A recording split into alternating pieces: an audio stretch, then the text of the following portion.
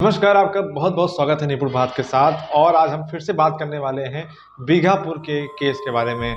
हमने पहले भाग में पूरी घटना आपको विस्तार रूप में बता दी थी और आज हम उस पर एक चर्चा करने वाले हैं कि किस तरह से अबू मोहम्मद कासिम ने एक चोरी के प्रकरण को आर्म्स एक्ट का मामला बनाया और सराहनीय कार्रवाई पुलिस में अपना नाम दर्ज कराया। क्या आपके कभी दिमाग में सवाल आया कि पुलिस हमेशा एक ही तमंचा और एक ही कारतूस की पकड़ती है?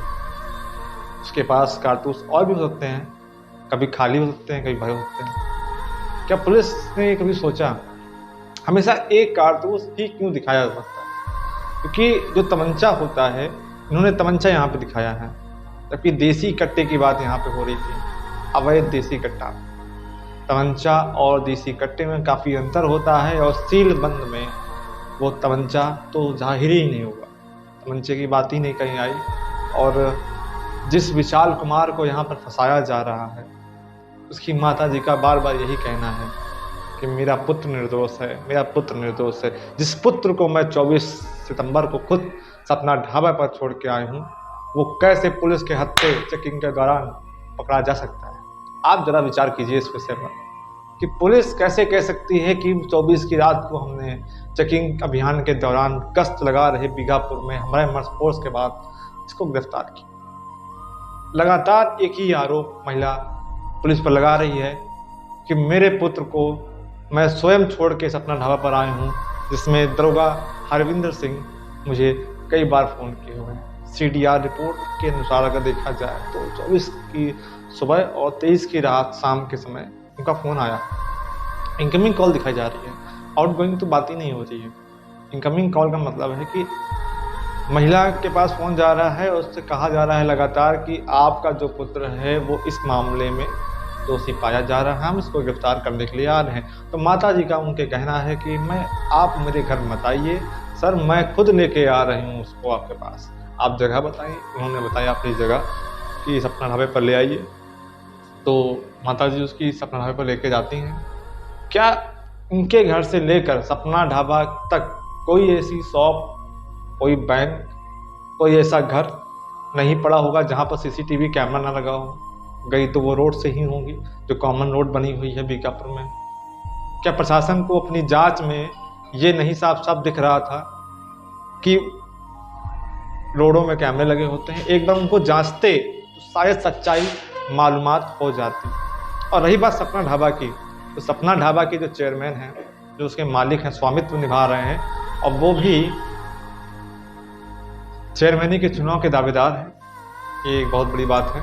और जितने भी बीघापुर थाने के कर्मी हैं वो या तो फौजी ढाबा पर या फिर सपना ढाबे पर अपना जलपान ग्रहण। पूरी घटना वैसे की वैसी चली रही थी कि उनकी माँ ने एक फिर से तंज कसा कि बीघापुर थाना में तैनात अबू मोहम्मद कासिम ने मेरी बेटी से 200, आप यहाँ रुक जाइए, घर जाकर 20,000 रुपये ले आइए। माँ ये सुनकर काफ़ी ज़्यादा चिंतित भी हुई और उन्हें गुस्सा भी आया, लेकिन क्या करे, एक बेसहारी माँ ने बहुत सोचा समझा। उसके बाद जो लड़का उनका फंस चुका है उसको जाने दिया और अपनी जो बची हुई अमानत, जो बची हुई इज्जत है घर की, उसको घर ले आए। ये प्रकरण कोई झूठा नहीं है, ये प्रकरण कोई बना बनाया नहीं है, ना इसमें कोई आरोप है, क्योंकि इस केस को मैंने खुद अपने द्वारा देखा है। मैं वहाँ पे खुद गया हूँ, बाकायदे से एक एविडेंस मैंने चेक किया है। दोषी की बात हम नहीं करेंगे कि मैं सीधा दरोगा जी पर आरोप लगा दूँ कि यही दोषी हैं, लेकिन प्रशासन को ये सोचना चाहिए कि एक तमंचा, एक कारतूस, हमेशा बीघापुर की कोई भी घटना होती है, हमने भी रिकॉर्ड निकाला है 3 महीने का। मैं इनफैक्टली बात करूं कि अगस्त से लेकर के नवंबर तक का, उसमें एक ही चीज़ साफ तौर पर दिखती है कि जंगली नहर के पास अभियुक्त को दौड़ा कर पकड़ा जाता है, उनके हाथ में एक तमंचा और एक अदद जिंदा कारतूस ही मिलता है। भाई 315 बोर है, 315 बोर में एक कारतूस लेके वो क्या करेगा? वो 3-4 और डाल कर रखेगा। आप एक ही क्यों दिखा रहे हो? आप और भी तो दिखाइए। शायद इसका एक तथ्य मुझे याद आ रहा है कि एक किस्सा सेम टू सेम ऐसा ही गंगा घाट में हुआ था, जहाँ पर नवाबगंज कानपुर में एक अभियुक्त पकड़ा गया था और वो गंगा घाट का था। उस समय वहाँ पर एक उप निरीक्षक प्रभारी निरीक्षक मौजूद थे। मैं उनका नाम नहीं लूँगा, क्योंकि अगर मैं उनका नाम लूँगा तो उनकी नौकरी पर बात बन जाएगी। उस समय मैं मौजूद था, उनसे मिलने गया था, क्योंकि वहाँ पर वो नए नए आए थे और अपने उन्नाव की महिला थाना एसएचओ और एक उप निरीक्षक भी मौजूद थे। वहाँ पे वो अभियुक्त आया, उसके साथ एक तमंचा और 7 जिंदा कारतूस बरामद हुए। नेक्स्ट दिन मैंने विज्ञप्ति देखी, उसमें साफ साफ लिखा था एक अदद तमंचे के साथ गंगा घाट के पुल पर तमंचा और एक जिंदा कारतूस, एक ही जिंदा कारतूस दिखाया उन्होंने, बाकी 7 में 6 गायब। कहाँ गए भाई, कहाँ चले गए वो कारतूस? शायद ये वो कारतूस हैं जो निर्दोषों को फंसाने के काम आते हैं।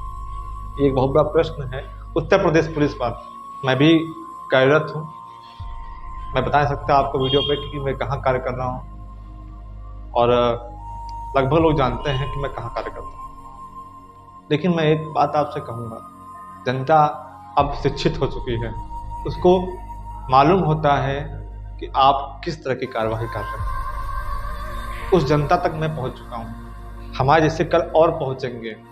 आपको याद होगा कि जब भगत सिंह बचपन में एक रिवॉल्वर को जमीन में गाड़ रहे थे तो उनके माता पिता ने उनसे एक सवाल पूछा था, ये क्या कर रहे हो बेटा? भगत सिंह ने बहुत सुंदर सा जवाब दिया कि माँ, मैं आज इसे दफनाऊंगा और कर ये सैकड़ों हजारों बनकर तैयार होंगे।